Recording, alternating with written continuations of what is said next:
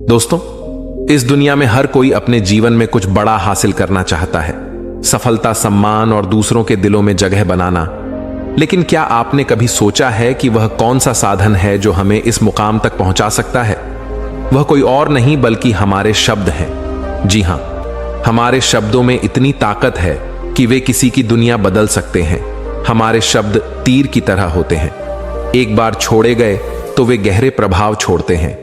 इनसे हम किसी को खुश कर सकते हैं, किसी का मन बदल सकते हैं या फिर किसी को निराश भी कर सकते हैं। इसलिए सबसे पहले हमें यह समझना होगा कि शब्द केवल संवाद का माध्यम नहीं है, बल्कि वे एक ऐसा अस्त्र है जो सही तरीके से इस्तेमाल किया जाए तो हमें कामयाबी की ऊंचाइयों तक पहुंचा सकता है। दोस्तों, इस दुनिया में सबसे ताकतवर हथियार कोई तलवार या बंदूक नहीं है, बल्कि हमारे अपने शब्द हैं। शब्दों में वह शक्ति है जो इस दुनिया को हिला सकती है, लोगों के दिलों को जीत सकती है और जिंदगी को पूरी तरह बदल सकती है। आपने देखा होगा, कई बार एक इंसान जिसकी शक्ल सूरत उतनी आकर्षक नहीं होती, फिर भी वह लोगों का दिल जीत लेता है। वह इज्जत, शोहरत और दौलत हासिल करता है। क्यों? क्योंकि वह जानता है कि कैसे सही तरीके से शब्दों का इस्तेमाल करना है। सोचिए, क्या आपने कभी ऐसे इंसान को देखा है जो देखने में साधारण हो लेकिन लोग उसके दीवाने हों? क्या ऐसा व्यक्ति आपके जीवन में कभी आया है जिसने अपने बोलने के तरीके से आपको प्रभावित किया हो?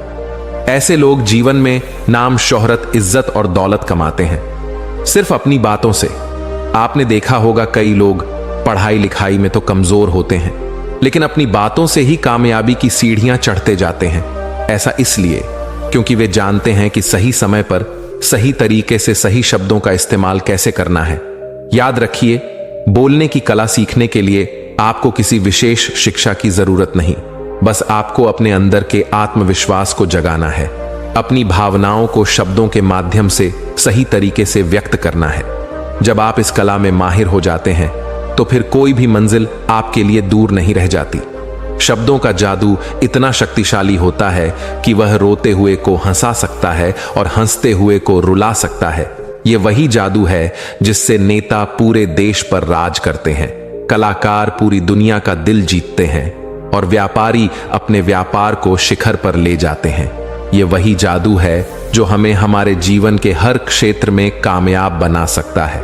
तो चलिए जानते हैं इस कहानी के माध्यम से कि हम बातों से दुनिया कैसे जीत सकते हैं, कैसे हम किसी से अपना काम करवा सकते हैं, कैसे हम किसी को अपना दीवाना बना सकते हैं।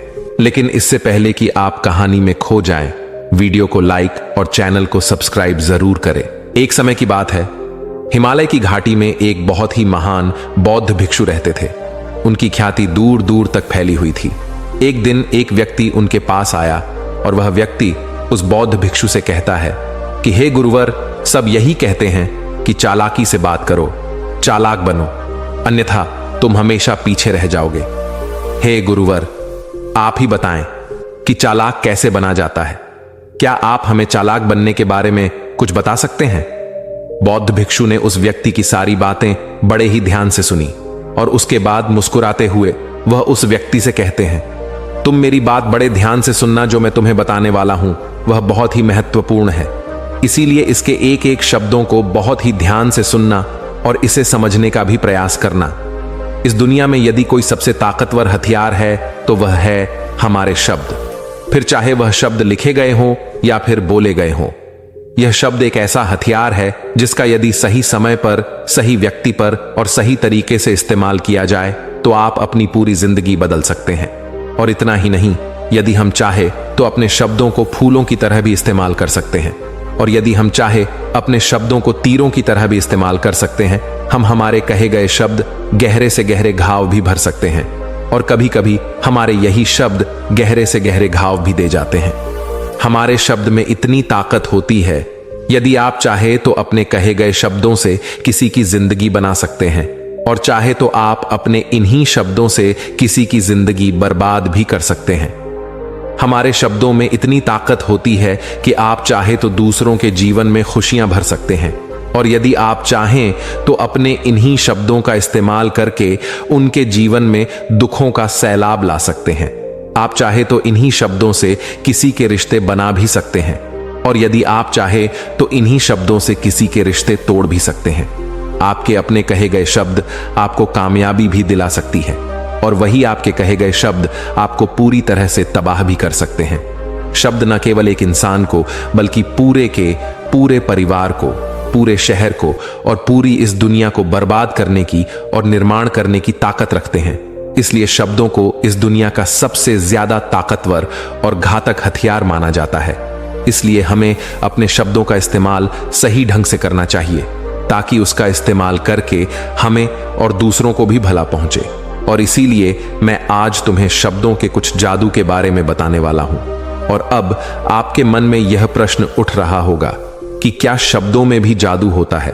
तो हां, अवश्य ही शब्दों में जादू होता है, लेकिन यह दिखता नहीं है, परंतु इसका असर आपको अवश्य नजर आता है।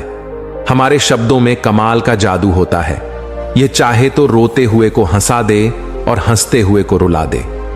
किसी की दुनिया में खुशियां भर दे तो वही किसी की दुनिया में दुखों का सैलाब भर दे। शब्दों में ऐसा जादू होता है जिससे हर इंसान आपकी तरफ खींचा चलाएगा। जो इंसान शब्दों का जादू जान गया, इस संसार में उससे बड़ा जादूगर और कोई नहीं हो सकता। लोगों से बात करना, उनसे अपने कामों को मनवाना, यह एक कला है और यह कला आपको सीखनी चाहिए। इसके बाद आपको कुछ भी सीखने की कोई आवश्यकता नहीं पड़ेगी। बस आपको बोलने की कला आनी चाहिए। उसके बाद हर कामयाबी आपकी होगी। आप जिस इंसान को भी चाहेंगे वह आपकी तरफ आकर्षित होने लगेगा।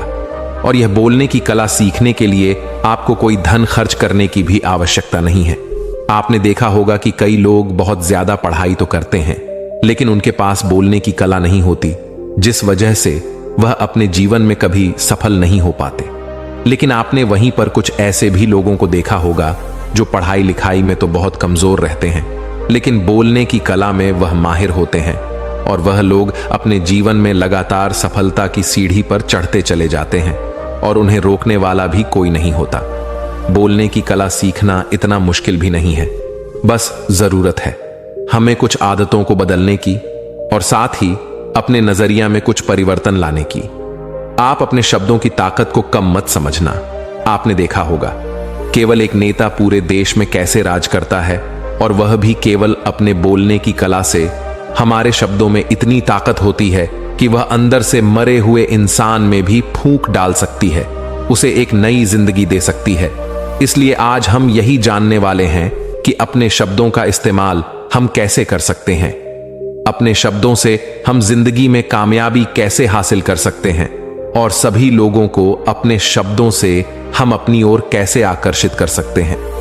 लेकिन आपको उससे पहले यह 3 महत्वपूर्ण बातों का ध्यान रखना होगा। जब भी आप शब्दों के तीर चलाने के बारे में सोचें तो सबसे पहले आपको यह सोचना जरूरी है, यह तीर मैं किस पर छोड़ रहा हूं और यह तीर मैं क्यों छोड़ रहा हूं, और इस तीर का परिणाम क्या होगा। आप तो जानते हैं कि ऊपर वाले ने हमें 2 कान और एक मुंह दिया है ताकि हम सुने ज्यादा और बोले कम। और जो लोग कम बोलते हैं उनकी सोचने और समझने की क्षमता भी अधिक बोलने वालों से कहीं ज्यादा होती है, और वह किसी भी काम में अपना 100% देने में पूरी तरह से समर्थ होते हैं। इसीलिए यदि आप भी जीवन में चालाक बनना चाहते हैं, अपने शब्दों का सही तरीके से इस्तेमाल करना चाहते हैं, तो आपको इन 8 बातों को ध्यान देना होगा। आपको इन 8 बातों को गांठ बांधनी होगी और इन बातों को अपने जीवन में उतारना होगा। और हां, एक बात अवश्य ध्यान रखिएगा, चालाकी से बात करने का अर्थ यह भी नहीं होता कि आप स्वार्थी बन जाएं और किसी का गलत फायदा उठाएं। हमें चालाकी से बात करना इसलिए सीखना चाहिए ताकि हम इससे अपना और दूसरों का फायदा कर सके, ना कि हमें किसी का गलत फायदा उठाना चाहिए और ना ही हमें किसी को फंसाना चाहिए। बल्कि हम जितना भी लोगों से अच्छी तरीके से बात करेंगे उतना ही लोग हमें पसंद करेंगे, हमारी इज्जत करेंगे और हमारी बातों को भी वह बड़े ही ध्यान से सुनेंगे। वह हमारी कद्र करेंगे और लोगों की नजरों में इस समाज में हमारा मान सम्मान और गौरव बढ़ेगा। इसलिए यदि आप इस समाज में रहना चाहते हैं तो इस समाज के अनुसार आपको सोच समझकर चालाकी से बात करना सीखना होगा। आगे वो बौद्ध भिक्षु उस व्यक्ति को पहली बात बताते हुए कहते हैं कि अपनी बातों को कम से कम शब्दों में व्यक्त करना सीखो, क्योंकि बुद्धिमानी का मतलब होता है कि चीजों को आसान बनाया जाए। यदि आप अपनी बातों को दूसरे व्यक्ति को कम से कम शब्दों में नहीं समझा सकते हैं तो वह आपकी बात नहीं सुनना चाहेगा। उसे आपकी बातें बोर लगने लगेंगी और वह आपसे दूर भागने लगेगा। आपने देखा ही होगा कि आपके आसपास कोई ना कोई व्यक्ति तो जरूर होगा जो अपनी बातों को बहुत घुमा फिरा कर, बहुत बढ़ा चढ़ा कर बोलता है, और ऐसे व्यक्ति पर आप कैसा महसूस करते हैं, ठीक वैसा ही वह सामने वाला व्यक्ति आपके लिए महसूस करेगा। क्योंकि आजकल अक्सर लोग बातों को इधर उधर घुमाकर ही कहते हैं। उन्हें सीधी बात करना अच्छा ही नहीं लगता, लेकिन वह यह भूल जाते हैं कि वह अपनी बातों को और भी ज्यादा मुश्किल कर रहे हैं, जिससे उनकी बातों में कोई भी दिलचस्पी नहीं लेता। इसीलिए आपको इस बात का ध्यान जरूर रखना चाहिए कि अपनी बातों को कम से कम शब्दों में लोगों तक पहुंचाएं, और यही बुद्धिमानी है। क्योंकि आजकल के दौर में हर किसी के पास इतना समय नहीं है कि वह आपकी लंबी चौड़ी बातें सुन सके। सभी के पास अपने अपने काम हैं, सभी अपने अपने कामों में व्यस्त हैं, अपने जीवन में व्यस्त है, और आप खुद ही अपना समय क्यों बर्बाद कर रहे हो? जब आप किसी भी बात को केवल 1 मिनट में कह सकते हो तो आप उसके लिए आधा घंटा क्यों लगा रहे हो? जितना ज्यादा आप कहेंगे उतने ही सस्ते आप महसूस होंगे, और जितना ही कम शब्दों में आप अपनी बातों को लोगों तक पहुंचाएंगे तो लोग उतना ही ध्यानपूर्वक आपको सुनना और समझना पसंद करेंगे। आगे वह बौद्ध भिक्षु उस व्यक्ति को दूसरी बात बताते हुए कहते हैं कि दूसरों का दिल जीतना सीखो। आप जब भी लोगों के साथ होते हो तो उन्हें अपने साथ अच्छा महसूस करवाओ। अगर आपको किसी से अपना काम निकलवाना है तो उसकी थोड़ी सी बड़ाई करो, क्योंकि आजकल हर कोई अपनी बड़ाई सुनना चाहता है। इससे आपका कुछ नहीं बिगड़ेगा, क्योंकि वह अपनी बड़ाई खुद सुनना चाहता है। लेकिन हां, बड़ाई करते समय इस बात का भी ध्यान रखना चाहिए कि सामने वाले को ऐसा ना लगे कि आप सचमुच में ही उसकी बड़ाई कर रहे हैं, उसका मजाक बना रहे हैं। जैसे मान लो कोई व्यक्ति काला है और आप उसे कह दो कि तुम बहुत सुंदर दिख रहे हो, तो वह आपकी बात समझ जाएगा, और हो सकता है कि वह आपसे गुस्सा भी हो जाए। बल्कि आप उससे कुछ इस तरीके से बात करें कि अरे दोस्त, आज तो तुम बहुत अच्छे लग रहे हो। पहले कही गई बात उसे बिल्कुल पसंद नहीं आएगी, लेकिन जब आप उसे कहेंगे कि आप आज बहुत अच्छे लग रहे हो तो वह तुम्हारी बात अवश्य सुनेगा, और उसे यह सुनकर बहुत अच्छा भी लगेगा। इसीलिए पहले उन्हें वह दीजिए जो उन्हें चाहिए, और फिर वह अपने आप ही आपको जो चाहिए वह देने को तैयार हो जाएंगे। फिर बौद्ध भिक्षु तीसरी बात बताते हुए कहते हैं कि जो भी बोलो विश्वास के साथ बोलो। अपनी बात रखने में कभी शर्माओ मत। अपनी बात को पूरे आत्मविश्वास के साथ रखो।